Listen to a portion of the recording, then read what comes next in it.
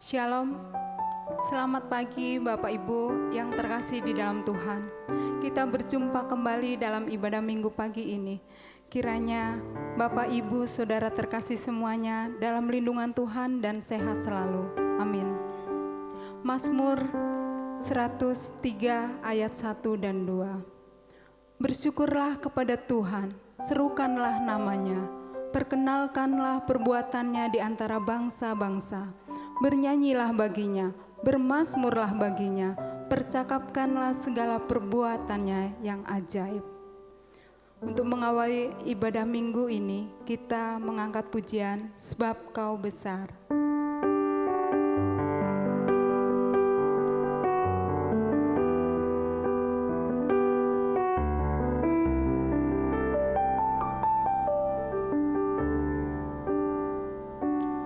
Ku beri kemuliaan dan hormat, ku angkat suara pujian, ku agungkan namamu. Ku beri kemuliaan dan hormat, ku angkat suara pujian, ku agungkan namamu. Sebab Kau besar, perbuatanmu ajaib, tiada seperti Engkau, tiada seperti Engkau. Sebab Kau besar, perbuatanmu ajaib, tiada seperti Engkau, tiada seperti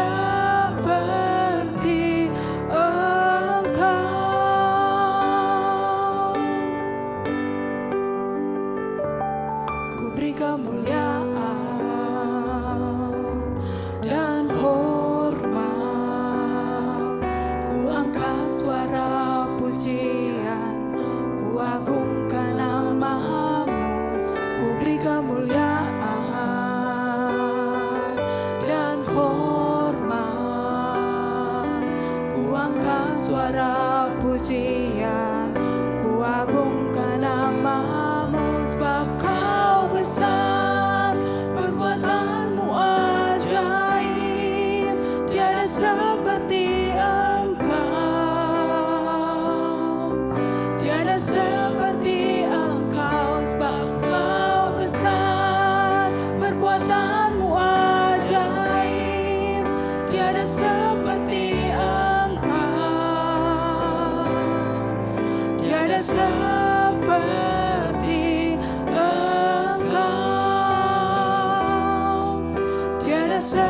seperti Engkau, tiada seperti Engkau. Benar Tuhan, seperti lagu yang kami nyanyikan bersama. Sebab Kau besar, perbuatanmu ajaib mengatasi langit dan bumi ciptaanmu. Di pagi hari ini kami datang beribadah bersama keluarga kami di rumah. Kami rindu untuk memuji-Mu Tuhan. Kami rindu untuk menyembah-Mu Tuhan. Dan kami rindu untuk mendengarkan firman-Mu. Urapilah setiap kami yang beribadah di minggu pagi ini, agar kami boleh dikuatkan dan disegarkan kembali. Berkatilah Ibu Maimunah Natasha yang akan menyampaikan kebenaran firman Tuhan pagi ini. Buat setiap kami boleh mengerti dan memahami tentang kehendak-Mu. Kami serahkan ibadah minggu pagi ini ke dalam tangan-Mu. Di dalam nama Tuhan Yesus Kristus, kami sudah berdoa dan mengucap syukur. Amin. Kita angkat pujian dan penyembahan. Curahkanlah kuasa-Mu Tuhan.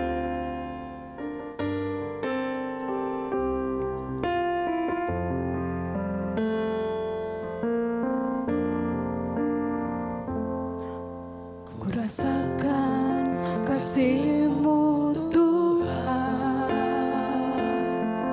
ku rasakan kuasa-Mu Tuhan, ku rasakan kasih kuasa Roh Kudus.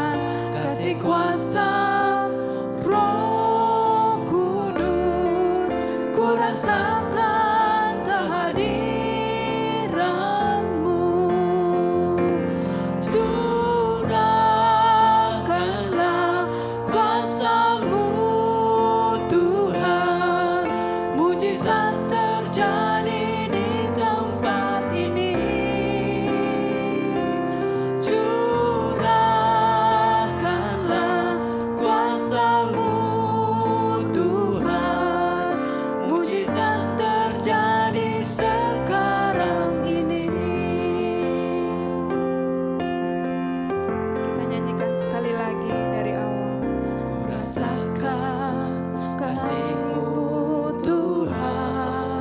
Ku rasakan Tuhan, Ku rasakan kuasa-Mu Tuhan. Ku rasakan kasih kuasa Roh Kudus. Ku rasakan kehadiran-Mu. Curahkanlah kuasa-Mu Tuhan. Mujizat terjadi di tempat ini. Curahkanlah kuasa-Mu Tuhan. Mujizat terjadi sekarang ini. Mujizat terjadi sekarang ini. Mujizat terjadi sekarang ini.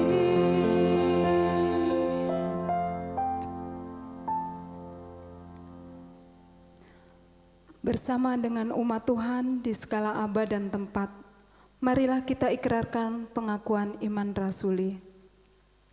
Aku percaya kepada Allah, Bapa yang Maha Kuasa, Khalik langit dan bumi, dan kepada Yesus Kristus anaknya yang tunggal Tuhan kita, yang dikandung daripada Roh Kudus, lahir dari anak darah Maria, yang menderita sengsara di bawah pemerintahan Pontius Pilatus, disalibkan, mati dan dikuburkan.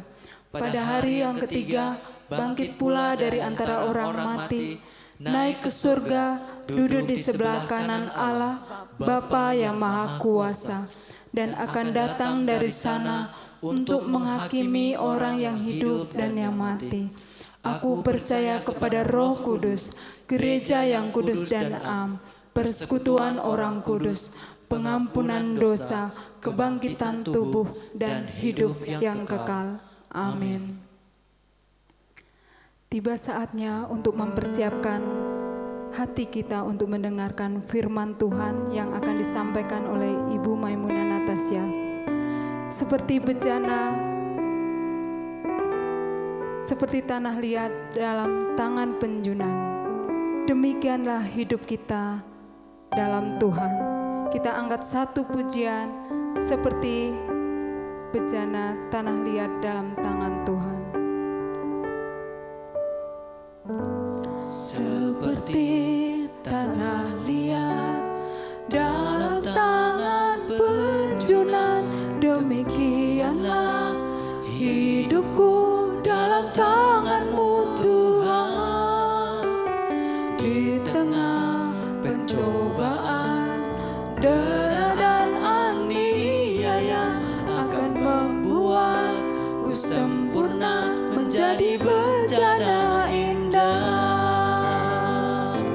Seperti bejana Tuhan bentuklah hatiku, ubahkanlah seturut kehendak-Mu.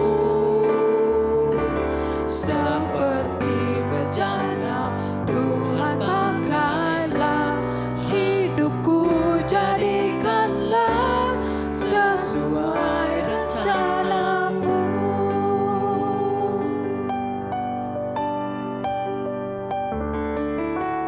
Seperti tanah liat dalam tangan penjunan, demikianlah hidupku dalam tangan-Mu Tuhan. Di tengah pencobaan, dera dan aniaya akan membuatku sempurna menjadi bejana indah. Seperti bejana Tuhan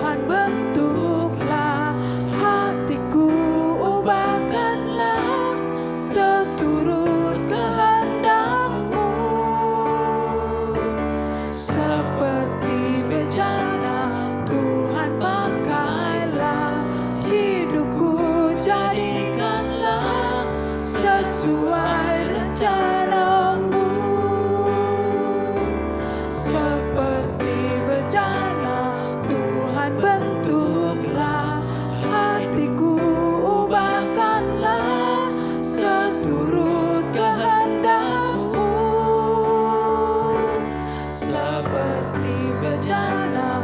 Tuhan pakailah hidupku, jadikanlah sesuai rencanamu. Jadikanlah sesuai rencanamu. Jadikanlah sesuai rencanamu.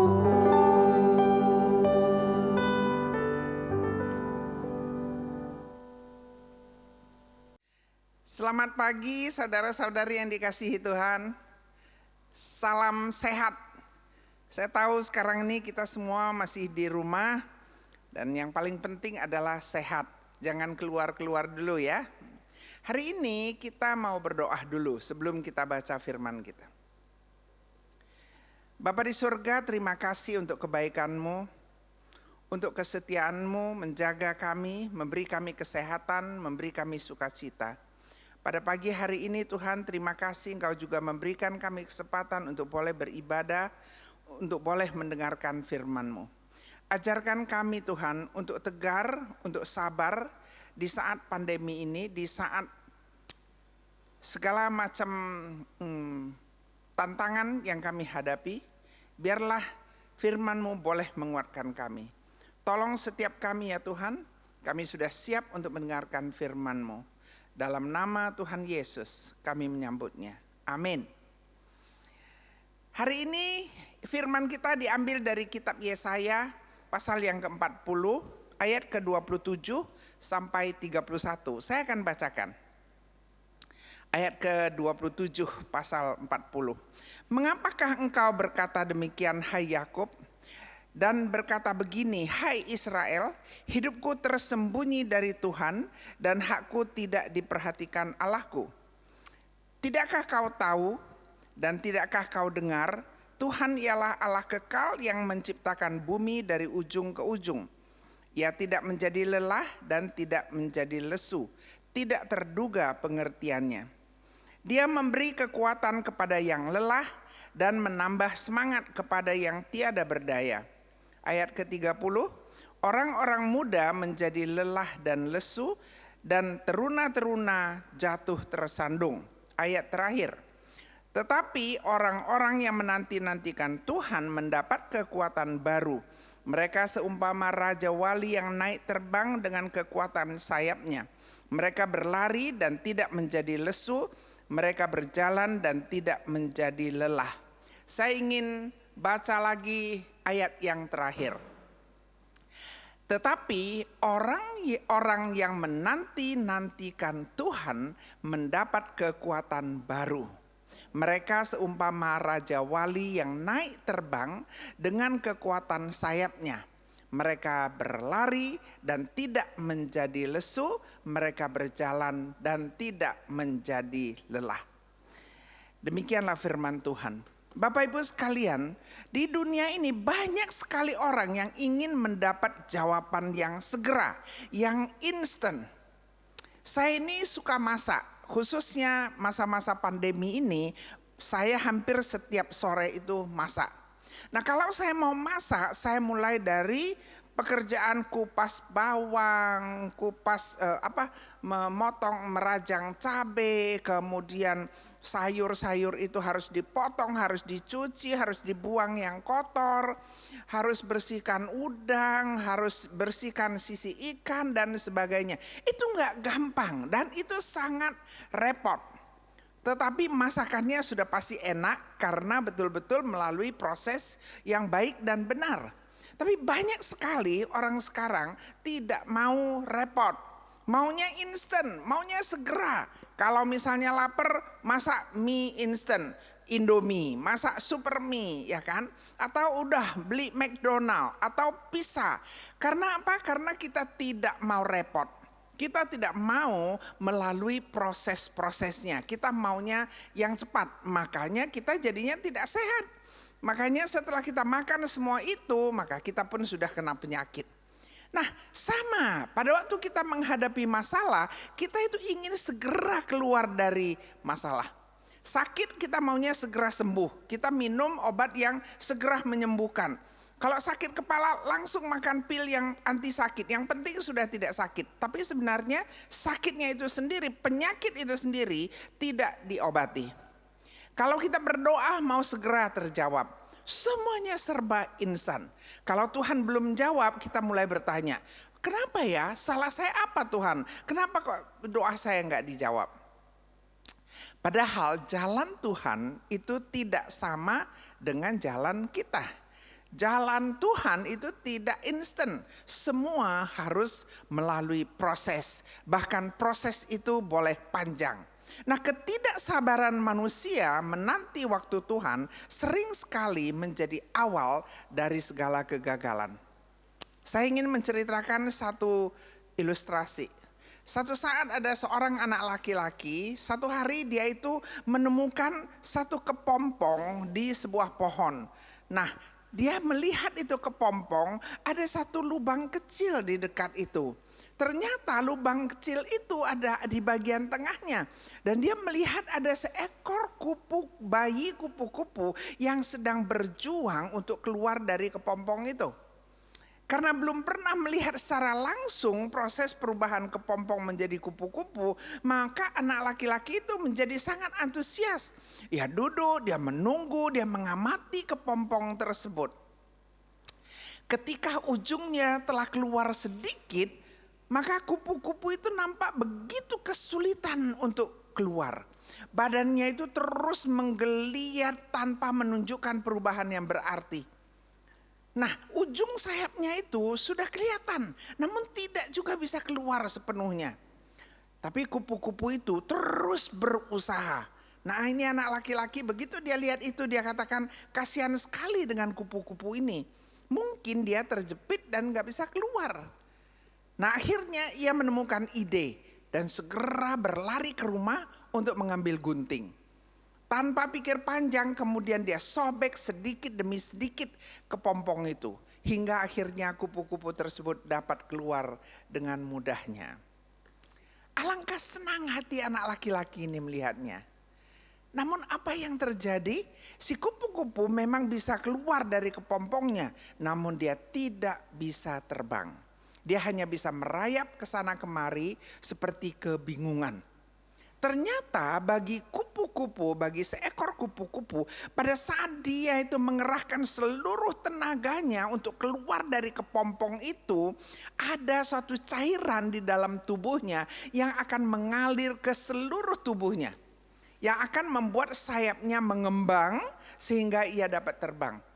Begitu ia memperoleh kebebasan dari kepompong tersebut, dia sudah bisa terbang. Ya. Jadi nilai yang kita bisa dapat dari cerita kepompong ini, ternyata apa yang telah dilakukan oleh anak laki-laki itu malah membuat kupu-kupu itu tidak bisa terbang. Membantunya keluar dari kepompong memang membuat kupu-kupu keluar lebih mudah. Namun setelah kupu-kupu itu tidak bisa kemana-mana karena tidak mampu menggerakkan sayapnya, jadilah ia seekor kupu-kupu yang hanya dapat merayap. Kadangkala dalam hidup ini kita sering ingin segala sesuatunya terjadi dengan instan. Mari kita belajar dari cerita tentang kupu-kupu ini. Ketika ia menghadapi masalah hidup yang sangat sulit, jangan cepat menyerah. Pada waktu kita menghadapi masalah yang sangat sulit, jangan cepat menyerah, berjuanglah, kerahkan segala potensi yang ada yang kita miliki, kembangkan keterampilan kita. Ingat, setiap proses yang kita lewati akan membuat kita lebih kuat. Jangan mau yang instan saja, lewati prosesnya. Nabi Habakuk menasihati di dalam Habakuk 2 ayat yang ketiga, sebab penglihatan itu masih menanti saatnya. Tetapi ia bersegera menuju kesudahannya dengan tidak menipu. Apabila terlambat-lambat, nantikanlah itu, sebab itu sungguh-sungguh akan datang dan tidak akan bertangguh. Mengapa kita harus menanti Tuhan? Mengapa kita harus menantikan Tuhan? Itu kalau kita baca di ayat 31. Karena waktu Tuhan bukan waktu kita. Melalui kesabaran dan ketekunan, seseorang akan menerima upah apa yang dijanjikan oleh Tuhan. Sebab segala sesuatu yang dijanjikan Tuhan tidak ada yang terlambat dan juga tidak ada yang terlalu cepat. Jangan merasa capek, jangan merasa lelah, jangan putus asa saat menantikan pertolongan Tuhan. Sebab dikatakan orang yang menanti-nantikan Tuhan mendapat kekuatan baru. Di ayat ke-29 dikatakan dia memberi kekuatan kepada yang lelah dan menambah semangat kepada yang tidak berdaya. Sehingga kita sanggup melewati badai persoalan sebesar apapun. Itulah sebabnya Nabi Yesaya mendorong kita untuk tetap menantikan Tuhan. Karena kekuatan orang percaya bukan berasal dari apa yang ada di dunia ini, tetapi berasal dari Tuhan. Saya sudah 5 bulan mengikuti namanya social distancing. Mulai dari Maret tanggal 14 ya. Saya hanya ke gereja untuk rekaman atau sekarang hadir bila khotbah minggu dengan segala macam protokol. Pakai masker lah, ukur suhu badan lah, cuci tangan lah, datang pagi untuk duduk di sudut mimbar lah, dari awal sampai selesai tidak boleh turun sebelum seluruh jemaat pergi. Kabarnya seusia saya bahkan tidak lagi mungkin boleh terbang kemana-mana. Banyak orang bertanya-tanya, terus bagaimana hidup kita besok? Banyak orang bertanya-tanya, mengapa keuangan kita bertambah sulit, pemasukan bertambah kecil, pengeluaran sama saja, bahkan bisa bertambah besar. Anak-anak tidak ke sekolah, tapi uang sekolah harus bayar. Suami tidak kerja, tapi biaya ke rumah tangga tetap. Berita yang kita dengar setiap hari sangat tidak enak. Berapa orang meninggal dan sebagainya, dan itu merupakan tekanan. Nah, kita bertanya-tanya, Tuhan, di manakah Engkau? Mengapa semua ini boleh terjadi? Mengapa Tuhan tidak datang menolong? Mengapa? Kita lihat dokter hebat meninggal, kita lihat pendeta hebat meninggal. Oh, Tuhan rasanya sudah tidak sanggup lagi. Kalau memang Tuhan itu baik, mengapa sih dibiarkannya begitu banyak orang sakit bahkan meninggal? Saudara-saudari yang dikasihi Tuhan, kekhawatiran, ketakutan yang hebat dalam menghadapi persoalan yang menekan kehidupan ini bisa membuat orang menjadi ragu-ragu. Bahkan tidak lagi percaya kuasa dan kasih Tuhan. Dalam keadaan yang demikian kita sering bertanya kepada diri kita sendiri dan juga mungkin kepada orang lain. Kalau Tuhan memang maha kuasa dan maha pengasih, mengapa ini boleh terjadi? Seharusnya Tuhan mampu menghindarkan diriku dari keadaan ini. Tetapi kenapa sih Tuhan tidak melakukannya? Bukankah kita bertanya begitu? Jangan-jangan Tuhan sebenarnya memang tidak mampu, tidak berkuasa mengendalikan serta mengubah segala sesuatu dalam kehidupan ini.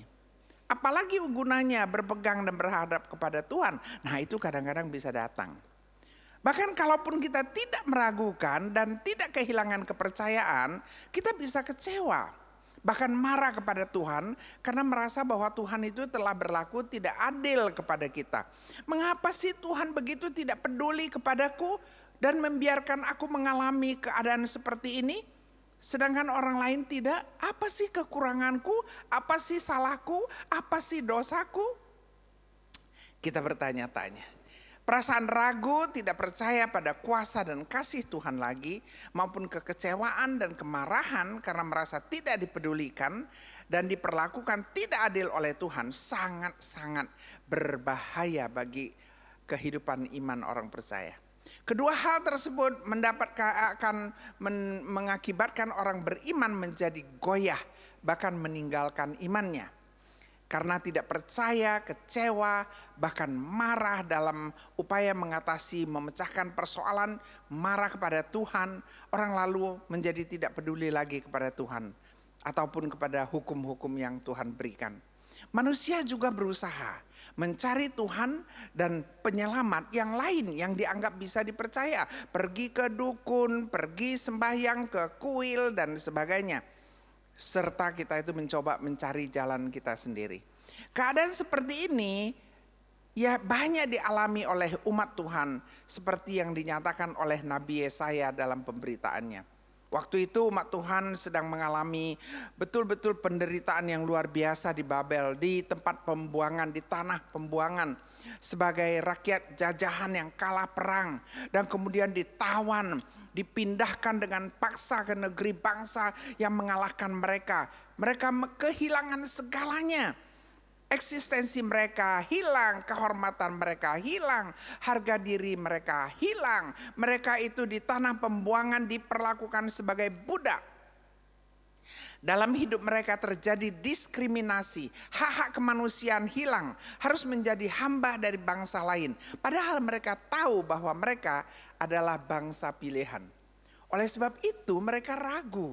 Di ayat ke-27 mereka bertanya, hidupku tersembunyi dari Tuhan. Artinya Tuhan tidak hadir di dalam hidupku. Hakku tidak diperhatikan oleh Allahku. Artinya Tuhan itu tidak adil. Itu di ayat ke-27. Manusia itu bertanya-tanya. Mereka merasa ditinggalkan Tuhan, diabaikan Tuhan. Nah, saudara-saudara, pada saat itulah Tuhan mengutus Nabi Yesaya untuk membantu membawa harapan kepada mereka, menyalakan harapan mereka yang mulai padam.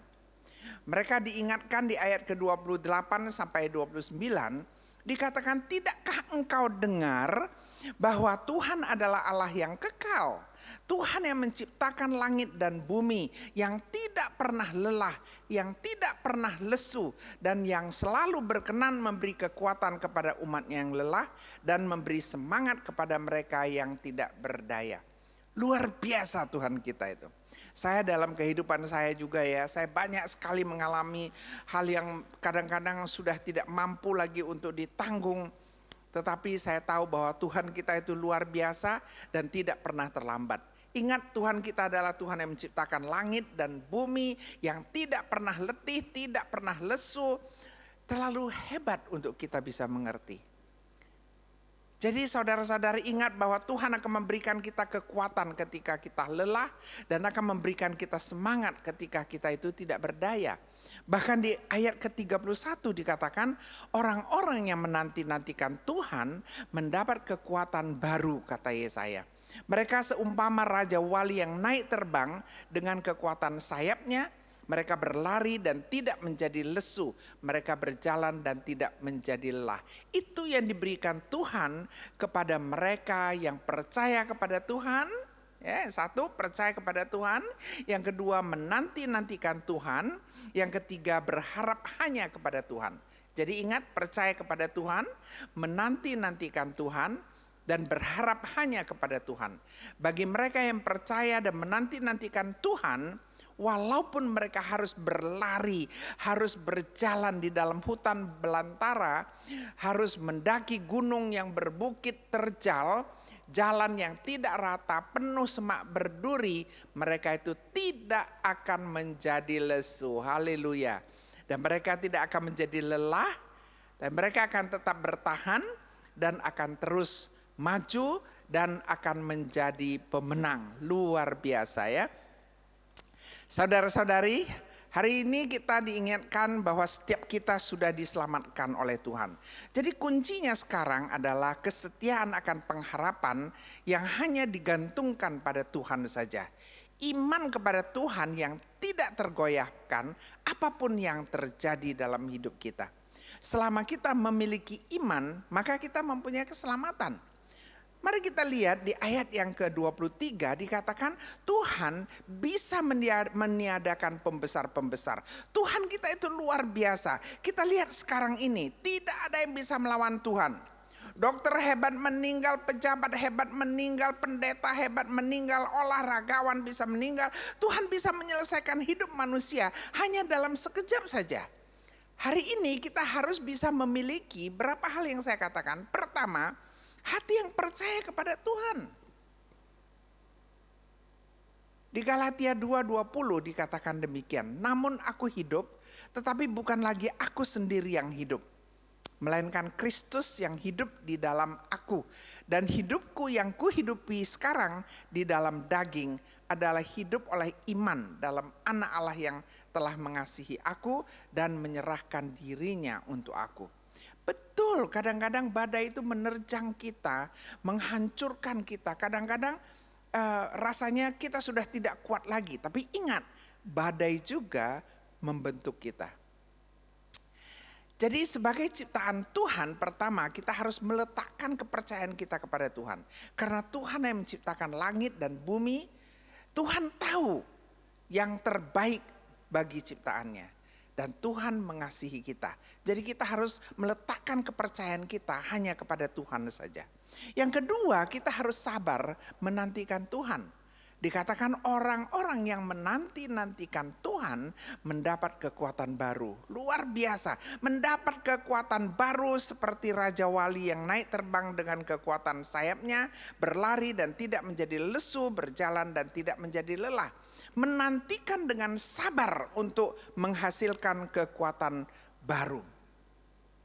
Dikatakan Yusuf di kitab Kejadian, dikatakan pada waktu Yusuf harus menunggu 2 tahun di dalam penjara, kemudian Yusuf dipanggil ke istana, dikatakan di Kejadian 41 ayat 14, dikatakan lalu Yusuf bercukur dan berganti pakaian. Itu adalah kekuatan baru bagi Yusuf. Kita juga demikian, kita itu pada waktu Tuhan memberikan kita kesempatan, kita berharap kepada Tuhan, kita akan berubah menjadi Raja Wali yang luar biasa. Seperti Raja Wali yang naik terbang dengan kekuatan sayapnya. Jadi ini kita lihat mengapa ini bisa terjadi. Karena di Keluaran ya, ini menggambarkan keadaan zaman itu. Di kitab Keluaran 19:4 dikatakan, kamu sendiri telah melihat apa yang kulakukan kepada orang Mesir.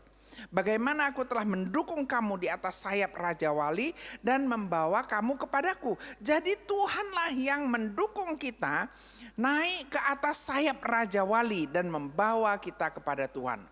Bahkan di Ulangan 32 dikatakan bagaikan Raja Wali mengguncang-guncangkan sarangnya, melayang-layang di atas anaknya. Dia merentangkan sayapnya untuk menangkap mereka serta membawanya di atas kepakannya. Demikianlah Tuhan juga mengguncang-guncangkan sarang kita, melayang-layang di atas kita.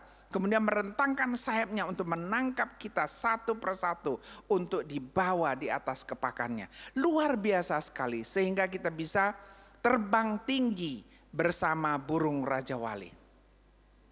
Jadi kita itu bisa berlari tidak menjadi lesu, menggambarkan 40 tahun umat Israel di tengah padang gurun bisa bertahan bahkan bertambah kuat.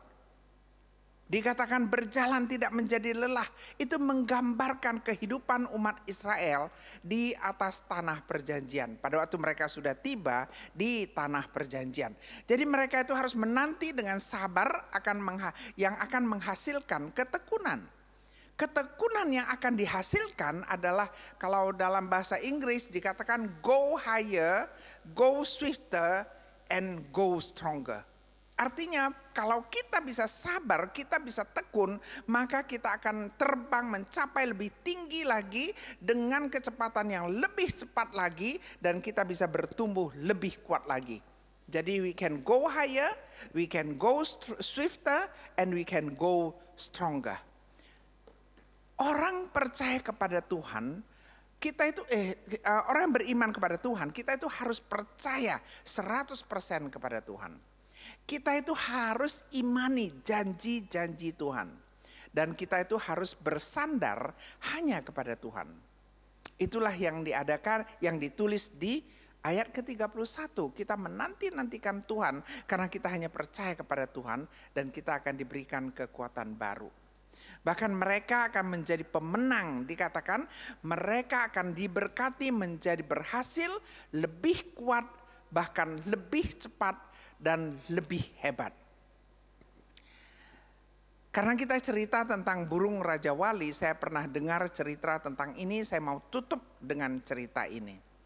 Bagaimana kita itu harus bisa sabar, harus bisa tekun untuk boleh menjadi kuat, untuk boleh menjadi hebat, untuk bisa lebih berhasil lebih cepat. Dikatakannya begini, burung Raja Wali adalah burung yang bisa hidup selama 70 tahun. 70 tahun ya, luar biasa.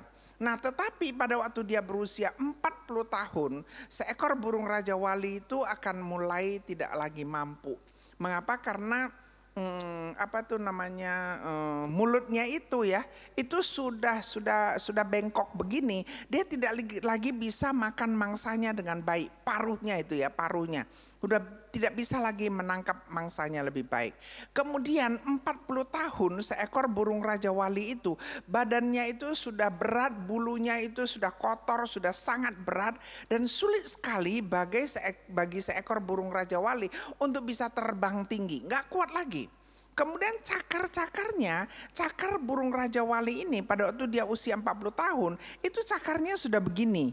Ya sudah kaku, seperti saya sekarang juga kan tangannya kaku. Kalau bayi, kalau anak kecil, orang muda kan mudah ya. Tapi kalau udah tua ini udah kaku. Nah dia udah kaku, jadi bentuknya itu begini. Bisa gak bayangkan dengan bentuk begini dia tidak bisa memakan mangsanya. Dia tidak bisa menangkap mangsanya lagi karena gak kuat lagi dan dia sudah sangat kaku. Nah dikatakan apa? Pada waktu usia 40 tahun, seekor burung Raja Wali itu ada pilihan. Dua pilihan. Satu adalah hancur, ya. Satu adalah berubah menjadi Raja Wali yang baru. Nah kalau hancur artinya dia tunggu aja, dia tunggu saja pelan-pelan karena makan kurang, karena tidak kuat, maka Raja Wali itu akan mati. Tetapi kalau dia betul-betul mau sabar, dia betul-betul mau menanti, dia betul-betul mau mengerjakan apa yang bagus, apa yang dia lakukan adalah burung Raja Wali ini dia akan terbang ke satu gunung yang sangat tinggi, yang sangat dingin tepatnya. Dia akan terbang sampai di sana. Setelah dia tiba di sana, hal pertama yang dia lakukan adalah dia membuat sangkar untuk dirinya sendiri. Setelah dia buat itu sangkarnya, maka dia akan keluar dari sangkarnya. Di situ itu gunung batu ya, di gunung batu itu hal pertama yang dia lakukan adalah dia akan mengetuk-ngetukkan paruhnya ke atas batu itu. Dia ketuk-ketuk paruhnya sampai paruh-paruhnya itu copot. Kira-kira sakit apa tidak? Coba kalau gigi kita ini kita ketuk-ketuk di batu sakit apa tidak? Sakit sekali. Tapi dia harus lakukan itu. Dia harus lakukan sampai paruhnya copot. Setelah paruhnya copot dia masuk lagi ke dalam sangkarnya. Dia tunggu sampai paruhnya itu tumbuh. Paruh barunya tumbuh. Kemudian dengan paruhnya yang baru dia mulai mengetuk-ngetuk ya kuku-kukunya itu. Kuku-kukunya itu dia ketuk sampai lepas. Kira-kira sakit apa tidak? Sakitnya bukan main. Berdarah itu ya. Kuku-kuku itu dilepaskan, sangat sakit. Nah setelah itu apa yang dia lakukan? Dia tunggu itu kuku tumbuh dan apa yang dia lakukan adalah dia balikkan paruhnya. Dia mulai mencabut bulunya satu persatu. Semua bulu-bulu yang jelek itu semua harus dibuang. Nah setelah semua itu bersih, dia akan tunggu lagi di sangkarnya sampai bulunya tumbuh yang baru, cakarnya yang baru, semuanya baru. Maka Anda bisa bayangkan Raja Wali itu sekarang seperti apa. Dia bisa terbang tinggi, betul kan? Dia luar biasa, dikatakan itu semuanya itu membutuhkan 150 hari. 150 hari, sama seperti saya sekarang menunggu di rumah udah 150 hari. Tapi kita nggak tahu berapa lama kita harus tunggu. Nah itu Raja Wali harus begitu sabar menanti-nanti waktunya. Begitu dia sudah tumbuh semuanya, sudah bagus, sudah kuat, maka dia akan berdiri di atas gunung batu yang tinggi itu. Dia akan melihat ke bawah dengan matanya yang tajam. Dia mulai terbang dan dia mulai, itulah namanya terbang tinggi, bertambah kuat, bertambah cepat, bertambah hebat. Jadi mari kita sabar, mari kita itu tegar menghadapi semua yang kita hadapi dalam pandemi ini, dalam tantangan-tantangan hidup kita ini. Mari kita bersabar menanti Tuhan, karena orang-orang yang menanti-nantikan Tuhan akan mendapat kekuatan baru. Karena kekuatan itu baru, maka dia akan lebih kuat, lebih hebat, lebih cepat menjadi pemenang bagi Tuhan. Mari kita berdoa. Bapa yang baik yang bertahta dalam kerajaan surga, terima kasih untuk firman-Mu. Kami belajar ya Tuhan agar kami itu boleh sabar, agar kami boleh tegar di tengah-tengah badai kehidupan ini. Kami tahu badai apapun yang menerjang kami, satu saat nanti akan lewat. Yang dibutuhkan adalah percaya kepada Tuhan, meletakkan harapan kami kepada Tuhan, mengimani janji dari Tuhan, dan sabar menanti sampai Tuhan datang. Kami siap Tuhan untuk menjadi Raja Wali seperti yang Kau gambarkan di Yesaya 40:31. Kami menjadi lebih kuat, kami boleh menjadi lebih sehat, lebih hebat, lebih cepat. Terima kasih Tuhan. Kami siapkan hidup kami menanti kedatangan Tuhan yang membawa kemenangan bagi kami. Dalam nama Tuhan Yesus. Amin. Terima kasih untuk firman Tuhan yang telah disampaikan Ibu Maimunah Natasya. Kiranya Tuhan terus memberkati kesehatan dan pelayanan beliau. Amin. Tiba saatnya untuk memberikan persembahan bagi Tuhan. Persembahan dapat ditransfer melalui rekening gereja yang tertera di bawah ini. Kita memberikan persembahan dengan menyanyikan "Begitu Besar Kasih Allah pada Kita".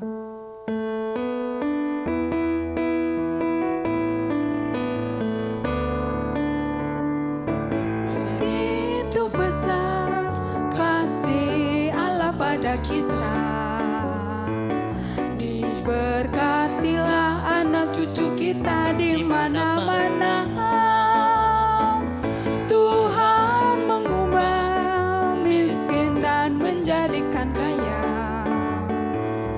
Dia merendahkan dan meninggikan juga. Berbahagialah bagi orang yang percaya.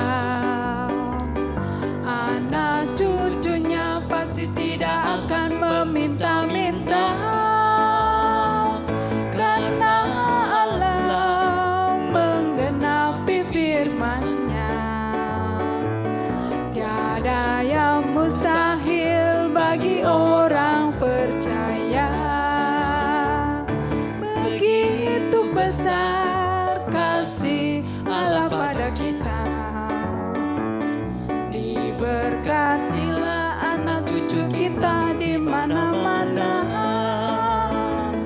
Tuhan mengubah miskin dan menjadikan kaya. Dia merendahkan dan meninggikan juga. Berbahagialah bagi orang yang percaya. Anak cucunya pasti tidak akan meminta-minta, karena Allah menggenapi firman-Nya. Tiada yang mustahil bagi orang percaya. Tiada yang mustahil bagi orang percaya. Tiada yang mustahil bagi orang percaya.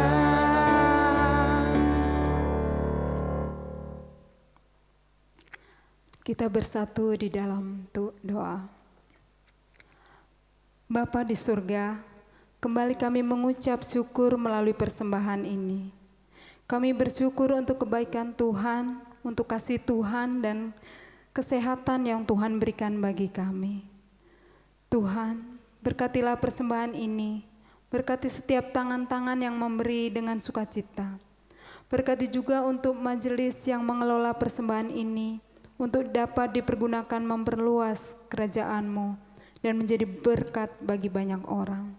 Bapa, kami juga berdoa untuk segala persiapan mengikuti ibadah di setiap ibadah minggunya, baik yang beribadah di gereja maupun yang mengikuti ibadah secara online di rumah masing-masing. Kiranya Tuhan berkati agar kami boleh menyembah Tuhan di dalam roh dan kebenaran. Berkatilah agar setiap ibadah boleh berjalan dengan baik dan lancar, serta dapat menyingkirkan segala tantangan dan hambatan yang ada. Walaupun kami yang beribadah jarak jauh di rumah masing-masing, tetapi kami percaya roh kami satu di dalam Tuhan. Bapa di surga, kami juga berdoa untuk pemerintahan Republik Indonesia secara keseluruhan, untuk Bapak Presiden dan Wakil Presiden, beserta dengan Kabinet dan para menteri. Tuhan berikan kesehatan dan hikmat-Mu di dalam memimpin bangsa ini untuk melewati pandemi COVID-19. Kiranya Tuhan menolong bangsa ini untuk bisa menangani COVID-19 dengan baik dan benar. Berkati setiap warga negara Indonesia agar kami boleh tetap patuh dan taat akan peraturan dan protokol-protokol kesehatan yang diberikan oleh pemerintah dalam menangani COVID-19 ini. Supaya bisa memutus mata rantai dan virus ini cepat berlalu. Jadilah kehendak-Mu Tuhan atas bangsa kami.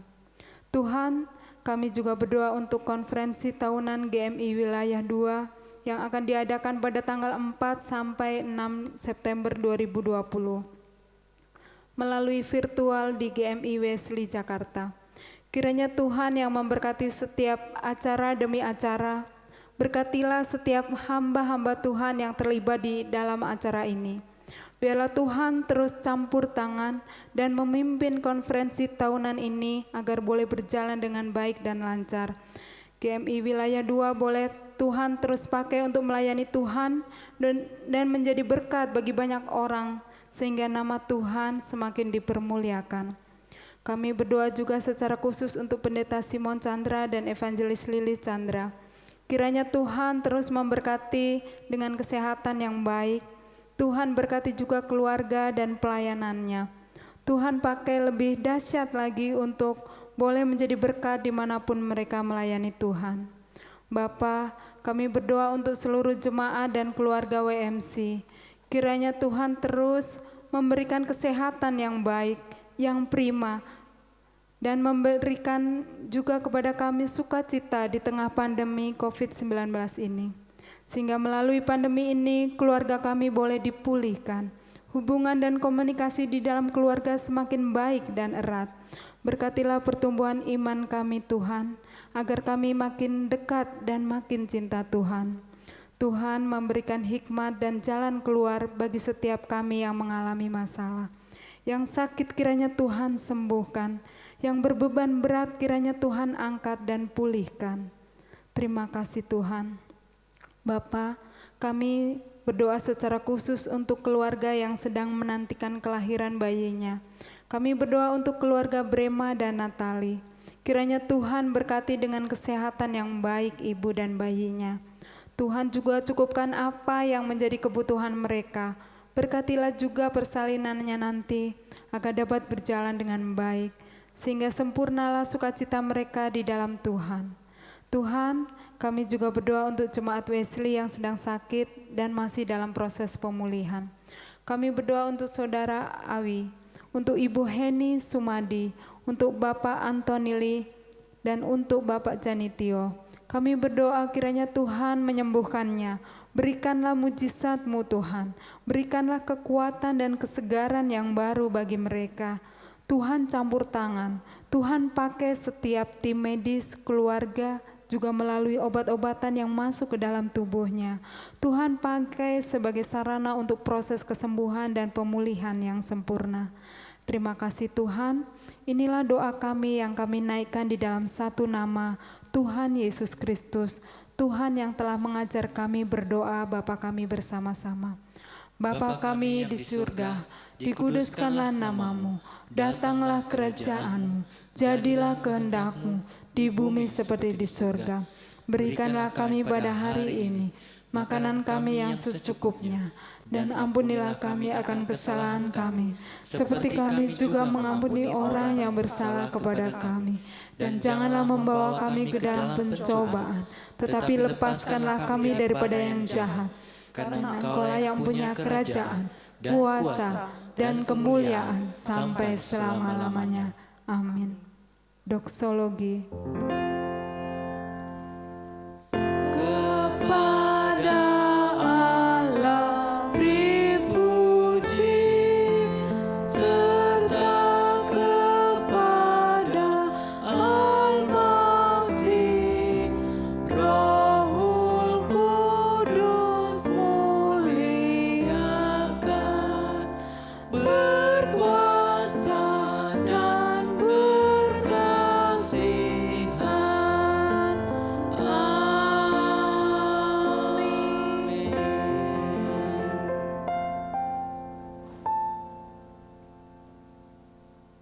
Terima kasih.